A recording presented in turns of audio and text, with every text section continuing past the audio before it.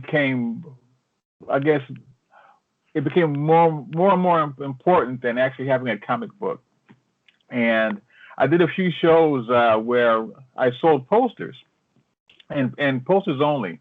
The Black Superhero Montage, posters from the Book of Oya that I worked on, and people didn't care what the stories were or who these characters were, and many times they just made up their own stories, and I didn't correct them because they were giving me $50 for a poster. So I'm not going to argue with that. Right. And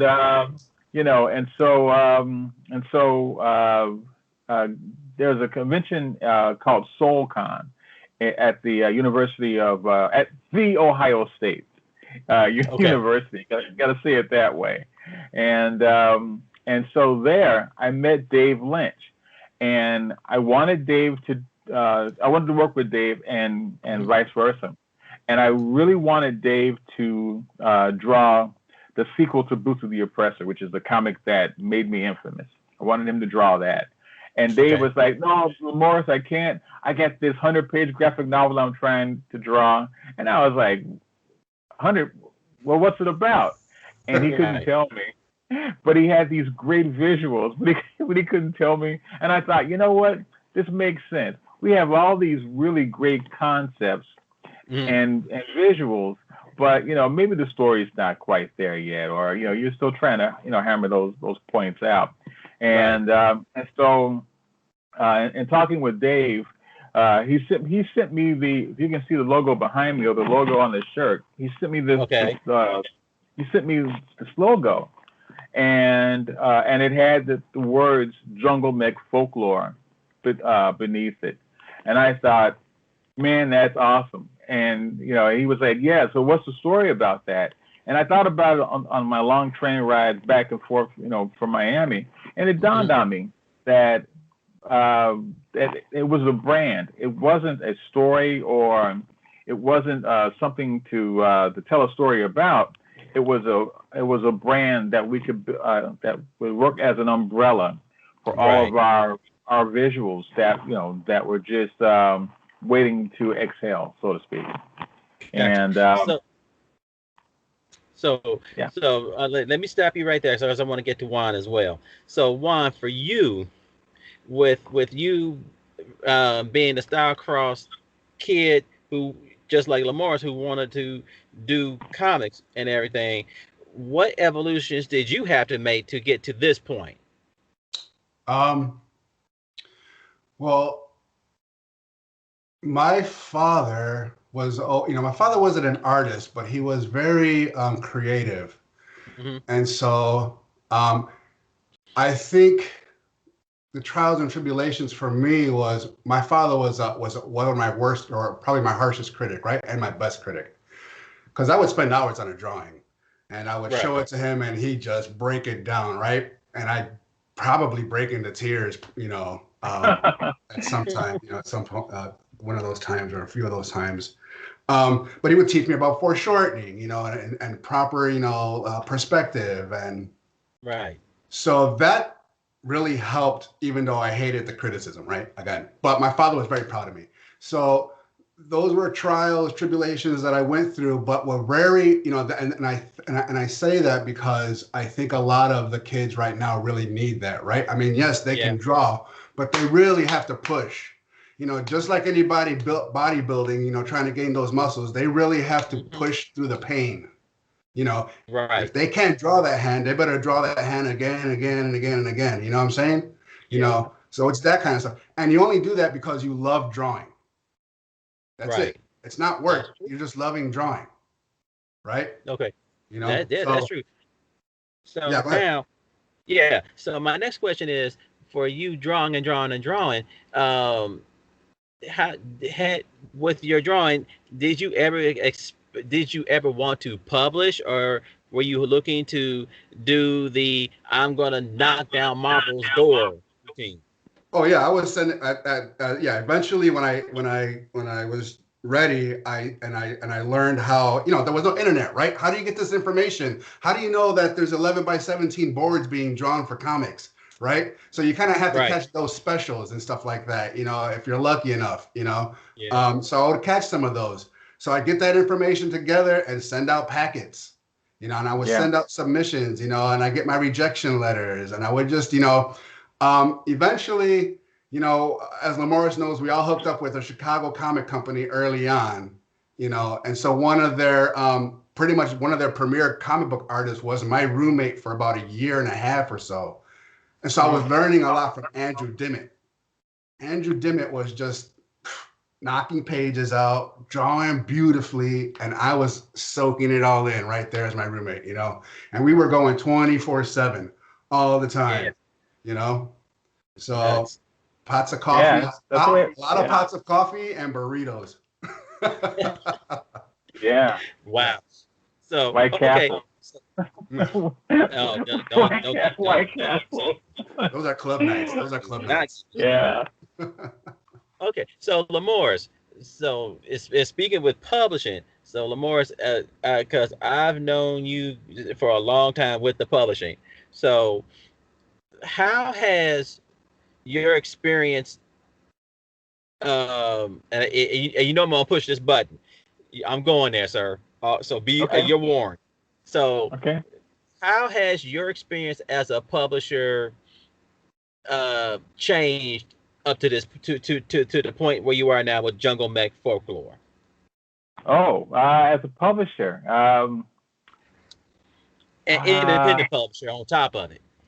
well, I didn't initially. I did not want to publish. I really wanted to be a jobbing writer, and like Juan said, I would send out submissions, and I would get responses, either rejections or I'd get offers of work, and I would, work here and there. But I had a book. I had a book called Jigaboo Devil, and it was I had such a hard time getting that book to print and into stores that I decided that I can't do this anymore. And and using the model of the Ninja Turtle guys, it's like, okay, you can really just print your own comics. There are all these printers who are available, and you can print your own books. And so so you do the dance with Diamond to get your books into the stores. You contract with a printer, with artists, and I think and I think what's happening now that I truly love is print on demand. I love digital comics.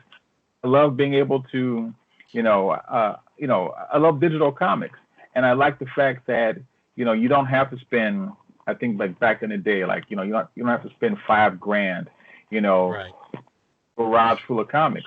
Now you can pay your artist, you can make your book, you can publish it digitally, and if people want having a physical copy, they can get that too. And you really don't have that overhead of, because right now I think with Purge, Black, Red, and Deadly, and with Canton Kid, I still have maybe 1,000 issues of those first issues.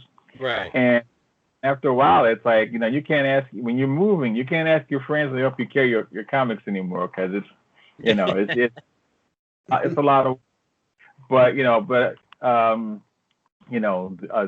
digital, the digital platform is just, has just made it much easier to make comics. And so now you read much, you can sell directly to your fans. You can crowdfund, and it's made it so much easier that when we were starting Jungle Mech Folklore, we were initially I was beating my head against the old ways, and I realized, wait a minute, this is a new day. You don't have to worry about having inventory. You don't have to worry about storing all of these products. There's someone out there willing to, for a small part of our profit, they're willing to do this heavy lifting for us. Mm-hmm. So,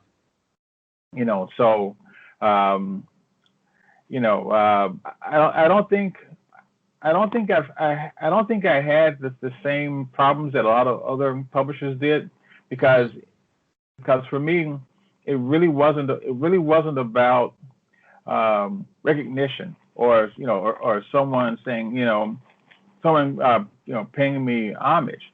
It was really about making my comics. This is my comic. This is my book. I printed it. Right. And I'm sorry. I think I'm getting off the subject now, but it's like it's so easy now. It's like there are no gatekeepers, and and so if you want to make a comic, you can make a comic. If you want to get the comic turned into merchandise, you can do your own merchandising. Yeah. Question of getting just a handful of eyeballs on it and having good quality that will spread the word that, hey, this is something worth taking a look at. Gotcha. So Juan, so switching gears back to you, Juan, with the digital age and everything else, how has it been for you and your experience, to get your work out there and produce? Well, I'll be honest. I think the digital age saved my career. Right, I was going down the comic book path, and to be fair and to be honest, I was probably close to breaking in. Right, my skills had gotten a lot sharper. I was turning pages around a lot faster. My drive was still there. Now, this was the time during the '90s, mid '90s, when the bubble for comics was starting to burst, and starting to kill everybody's dreams. That's when the digital age kicked in, right? So I got lucky enough that I got an internship that turned everything around and turned me onto Photoshop and Illustrator, and this was about 90, maybe 97, 98. So I got in on the ground floor. But like LaMorris said, with everything being, digital and, on demand and, and really seeing comic books from the outside now, because I'm more in the gaming field than I am in comics. I'm glad, I'm not that I'm glad that I didn't go down that path, but, there's definitely more stability where I'm at. Got you. But it's turned me from, a better 2D illustrator, 3D animator, 3D modeler, digital painter, understanding the medium, understanding the demand, this is where Jungle Mech Folklore is right now. Got you. So now, let's move forward to Jungle Mech lore. And since I got you, Juan, right about now, the one thing that struck me when LaMorris said Jungle Mech lore is a brand, and that kind of references me to the rodents, which is Disney, Marvel, and I call them the rodents because Disney owns Marvel and Bugs Bunny owns DC. So, to you, Juan, is that the future of comics, basically just to be a brand, or do you see where the good old fashioned wanting to tell a story means anything these days? Well, story never goes away, right? I mean, that's what story will never go away, and your brand is only as good as, just like the chain is only as strong as the weakest link, so it will be your brand. So if you're not putting 100% into everything, then what is it? And it's not to say that everything needs to be 100%, I guess, depending on what it is. But, the brand. Sometimes 65 will do. What's that? Sometimes 65% will do. Totally. For sure. For sure, right? Eventually. But we're also, you're also your own boss, Yeah.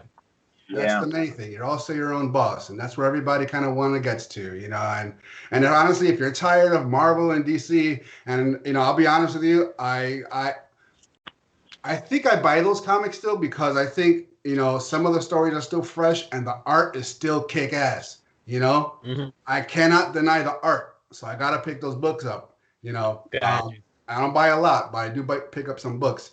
But I'd rather support the small guy, right? You know, the independent now, because honestly, it's our time. I mean, Marvel and DC are so commercial. It's and nothing's wrong with being commercial. It's just that I'm about your ideas, and I'm about your new ideas, and you know, and I can't get excited for Batman because he's 75. I can't get excited for Superman because he's 75, and not that you can't tell new stories, but you know, you're still trying to act as though it's 1938, and it's just not anymore. Oh yeah, right. Yeah, I mean, I bought a Batman figure today. Oh, well, that's all right. Yeah. So I love them. I still love them. But you know, it's we're trying to just be out there, you know, like everybody else. But you know, if we can deliver that message, you know, a lot stronger and a lot faster, and maybe a little bit more impressive, and you know, it's a rat race. Let's admit it. It's a rat race. Yeah, it's a rat race. Yeah. You know, but and we're trying to dodge those glue traps. That's right. Exactly that. So, got you. So, LaMorris, with you, so what is the core of Jungle Mech Folklore? Okay. Oh, that's the core. Yes. Yeah, the core of Jungle Mech Folklore. It really is to promote, I won't say positive images because you can't get more positive than Barack and Michelle Obama, but it's really to create really exciting black sci-fi and oh man, I'm drawing a blank because I had it all written down. It's really it's really to promote us as, and when I say us, people of color, to promote us as action heroes, as sci-fi, futuristic superhero action heroes. You know,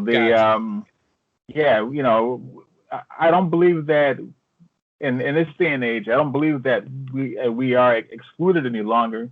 But if you keep saying that we don't exist in these genres, then you're just looking in the wrong place. You know, and Jungle Mech Folklore we want to present ourselves as the ultimate arbiter of what is truly cool in black sci-fi. Black sci-fi. So and that is a genre that doesn't seem to be tapped too much with most creators, especially creators of color, and also it works the same way as with the big two. So Juan, I've noticed that kick-ass background. So who is that character behind you, sir? Well, over to the right here we have Cleophas, Archibald Cleophas. Wait, what is it? Cleophas Archibald Cox III. Yeah. I love that name, but I love him by Cleophas. And then we have Code Duck. No, you don't. No, kitty. No. See, cats are hip, man. No. Cats are like, what? The third? I gotta meet him. Yeah, Cleophas Archibald Cox III. Yeah, okay, and then we have Cold Duck. Man, dude, I love these characters, and LaMorris and I created these guys like mid '90s. Mm-hmm. Yeah, had to be. And we came up with some pages. We drew these guys out, and like LaMorris said, there are a dozen projects that are half baked. And I've always loved these guys. And LaMorris was one who was always at every convention I was at. After a while, LaMorris was always helping me out. LaMorris was at the end. LaMorris, we hang out. LaMorris made my conventions fun. So I can say, we get back together. And I'm like, I want to do, 70s again. We're like, all right, cool. So we gelled on that. I love it more than ever. I believe in these guys more than ever. I believe in the idea more than ever, and I just, want to get it off the ground. Right. Comic books is hard work, folks. Yeah. And 70s, I it's believe like me. I 20 years of Kids Me Comics and spent a lot of late nights, a lot of computer failures. It is yeah. the people do, and sometimes I feel that if we get the short end of the stick because we put in 24/7 7 days twice on Sundays, and people only read it for 10 or 15 minutes, Yeah. and that's it. That was okay. And that was All okay. right. What else you got? That was okay. Yeah. And the truth is, I think with Jungle Mech Folklore, eventually the comics will be coming, but that's is where, ideas of pushing the merchandise first, right? When I do conventions, I sell prints. I create prints. I make prints. I print posters and prints. So we can get that merchandise out there, before the con or before the comic book, we will eventually get there, and we will feed, the fans with imagery, through the social media, Right. But again, comic books is hard work. I don't want to chintz out it. I've always loved it, so. But given the age that we live in now, we can definitely offer more quicker. Yeah. Right. Got you. So with that, LaMorris, and what? Okay, so obviously you guys don't have an actual book ready to go. So LaMorris, how do your fans get into you, and what what all can you give them now? Because let's face it, if we're in the age where they want something now. So what do you have Right. now for your people? Oh, one of the best things that we have is Instagram, and on our is a JMFL team Instagram page. There are videos of Juan actually drawing 70s pages from the first story, which I think is like 90% complete at this point. Yeah. Yeah. So I mean, it's so like so we actually have comics that we are putting in a can. And it's just 2020 sucked. Well, true. I mean, we don't have any more conventions. There's no more conventions. The online conventions that we've done so far throughout the year, you really can't base anything off of what's going on. Right. Right. So we have our website, junglemechfolklore.com. And we have like I said, the Instagram page where there's just a number of really fantastic images and our works in progress, so to speak. And eventually, because I hate to say this, we're still trying to figure out what the comic model will be. Is it something that that you can tune into every week on our website and get a new page?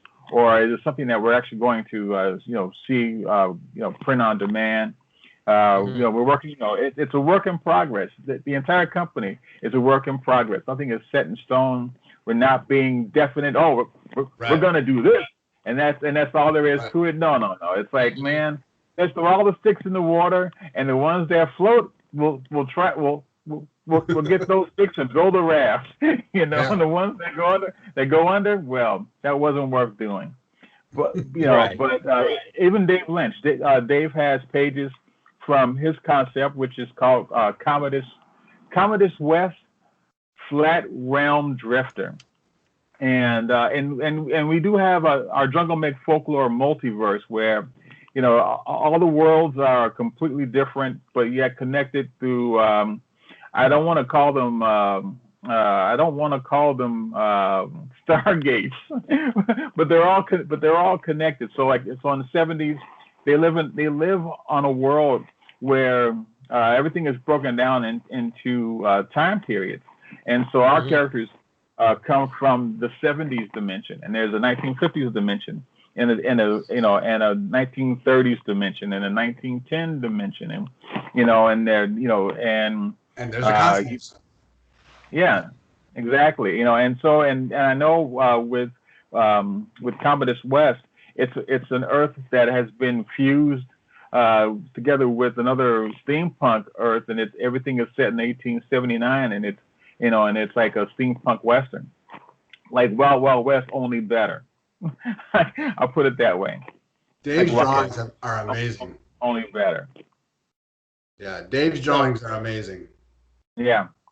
Okay. Yeah. And okay, let me stop you there. And listen, I'm about to say, and viewers, if you don't, I have to say, viewers, there is a third member of Jungle Mech Folklore, Dave Lynch. He was unable to join us this time, but I hope in the near future, hint, hint, shove, shove, or somewhere down the road, once I get better equipment and everything else, I can bring them back, all three of them, and instead of having it taped, it'll be live streamed and the whole 9 yards. It'll be an actual a better production, as to say it better. So this is fine, man. This is a lot of fun. This really is. This is.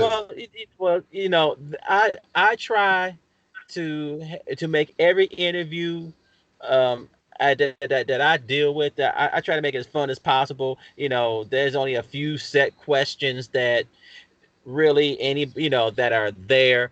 I feed off the information that's given to me, and that's what makes I think for me, and for lip service, that's the difference that makes this show what it is.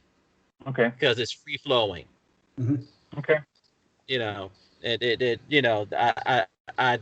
I try to keep, and then as any journalist, and yes, folks, yes, viewers, I am a journalist, I also know when to ask those tough questions.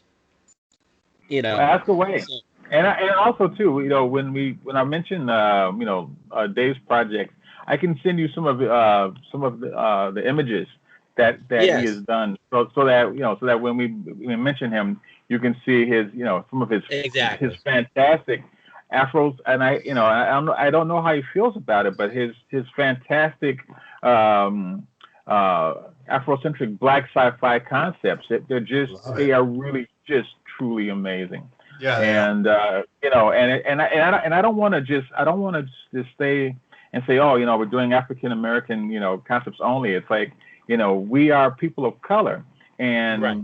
And we want our world, not the world of people of color, because we're not monolith, but we want the world that that we as pop culture fans exist in, and it's just we've got what I think so far we have 5 initial concepts.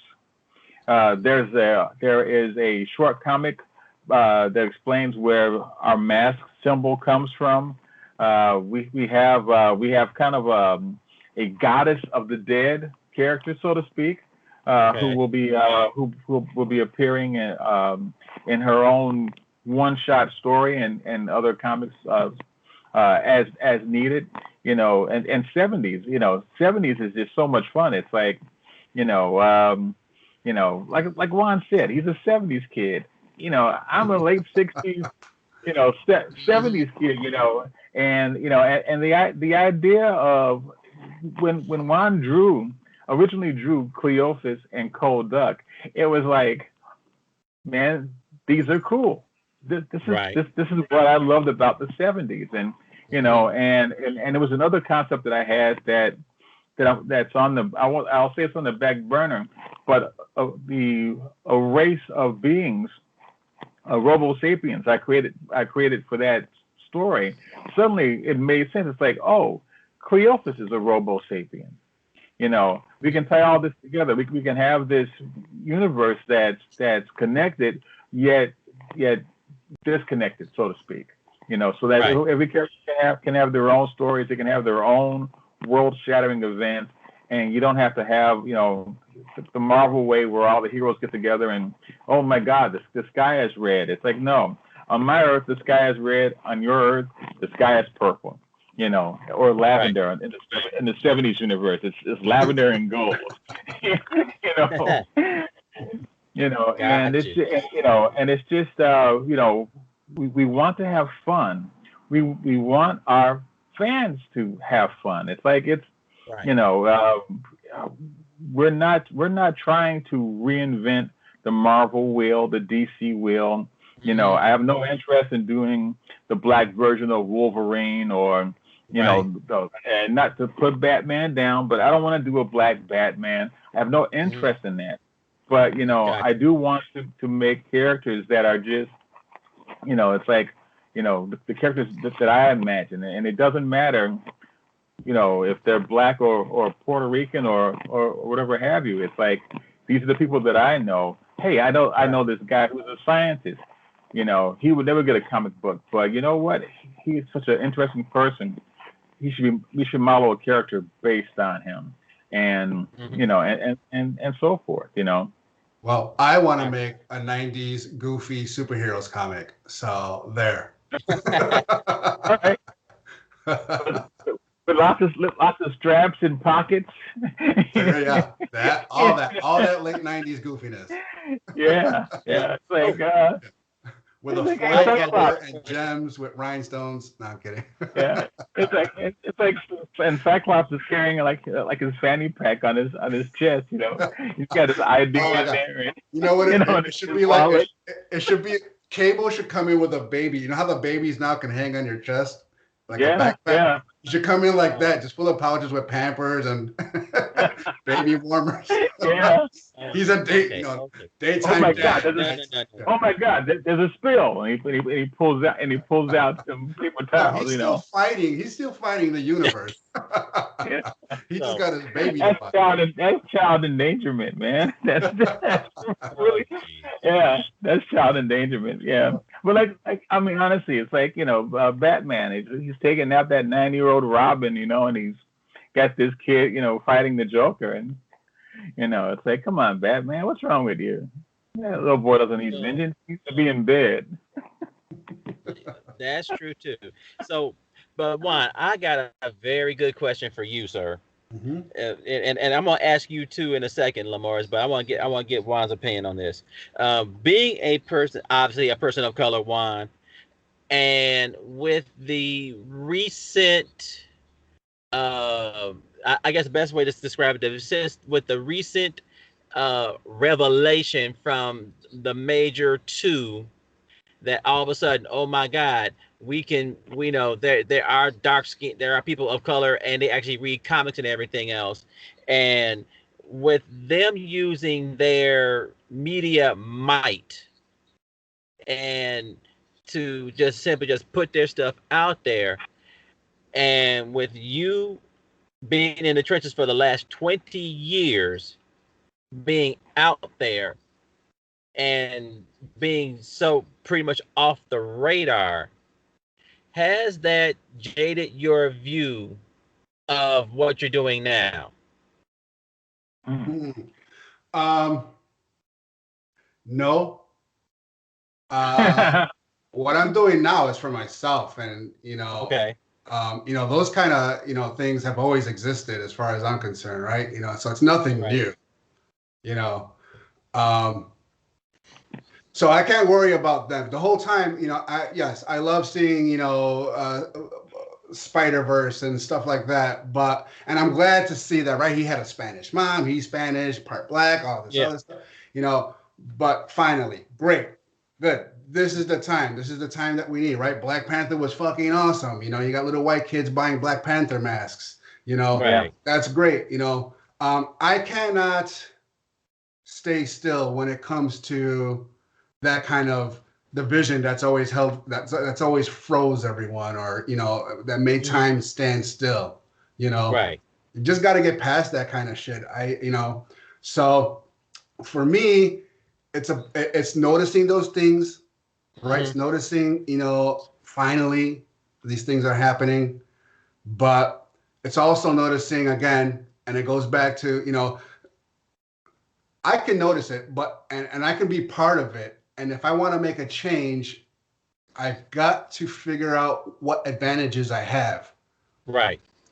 And that is not paying attention to that, being aware that it's happening, and then just taking action, because now I have everything at my fingertips with the internet and print on demand, and friends wanting to do the same thing that you want to do. So it's either put up or shut up. Yeah. And I've just loved this whole medium my whole life, that I cannot leave this life without contributing. There you go. I got you. So, Mr. Rich, so LaMorris, the same question to you, sir. And for me, you used to tell me that you used to be angry once upon a time. So I was angry. Yeah. It took that anger to write Jigaboo Devil, but that anger is gone now. Well, it's not gone. It's just it's sublimated. But honestly, I think that we have always been ahead of the curve. And and even with 70s, it's like this is before 70s culture came back into fashion. I think there was a Scottie Pippen ad where he's walking around like Shaft, and that was in the that was like in the mid 2000s. And I'm thinking, well, in '95. I wanted to do a comic book set in the 70s, or maybe it was 96. I wanted to do a comic book set in the 70s, and people weren't ready for it, And so I think everything that there's a time and place for everything, and I think we have reached a point where technically we are as proficient as anyone else. And in some cases, and I'm not even saying better, but we are at the pinnacle. We're at the top of our game, and the world has finally caught up to us. So now, when I say, hey, this, I don't have to preface something by saying, oh, this is the black version of this. I don't have to say that. I can just bring out the concept with people of color, and they get it automatically. I don't have to explain anything to them. They get it automatically. And people who keep saying that, oh, I wish there was more positive, images of people of color. That angers and saddens me, because you've got Barack and Michelle Obama. You can't get any more positive than that. And to say that these images don't exist, it's now you've got T'Challa. Now you've got people who have seen the Black Panther movie and have now experienced the Black Panther that we experienced back in the 60s and 70s. The first time I saw him, and I thought, oh man, Black Panther is so cool, and he's from Wakanda with all this cool technology. That was like 75, 80, and now they're seeing it, talking about Wakanda forever. I don't hate on them. Hey, welcome to the party. Sorry, the food is cold. To enjoy, because we've been enjoying that, all of our lives. And I honestly, and I also want to say that, I'm not looking for any kind of vindication. And anytime people, question what I do or why I've done this or why I have persisted for so long, I don't even care. I don't even care to explain to them why I do what I do, because, they didn't get it before, they won't get it now, but there are people out there who are just like me, and we give each other that knowing wink, that knowing head nod. It's like, yeah, brother, we're in this together. We're one of a kind. That. Got you. Oh yeah. Got you. So you guys, it's like here. We're at the black age, and we've all got comics. We're at the black age, and we've all got comics. And people are saying, oh, there's some black comics around, and all we do is look around the room, and it's like, no, I'm sorry, man. I'm sorry, there's no black comics for you at Marvel and DC, but this is what we have. And that's what it was. It's like they want acknowledgement from the rat. Forget the rat. Stuck on a glue trap. Forget the rat. Exactly. I said in an interview a couple of years ago that I will be happy when Marvel and DC cease printing books. I will be very happy because they have no interest in comics. They have no interest in the industry that they help to build and destroy. And and so as it stands now, it's when I go to a convention, well, when we could go to conventions, all my time is spent in Artist Alley because that's where all the new comics are coming from. It's all the artists in Artist Alley, and people around Marvel screaming for free stuff. You can have it. I want to give my money to people who truly love this industry and creating their own markets in pop culture history. Yeah, that's true. That's true. Very true. So, with you guys being a work in progress, if you guys could go into a time machine or a TARDIS or whatever drive you want to use, Juan, where do you want yourself to be in 5 years with Jungle Mech Folklore? 5 years, I would say we would probably start to see something happening. Okay. And that's just being real. Okay, let me narrow down the focus. If you're talking about wishful thinking, then we got something else. Okay. Let me rephrase the question. Where would you want to be in 5 years with Jungle Mech Folklore?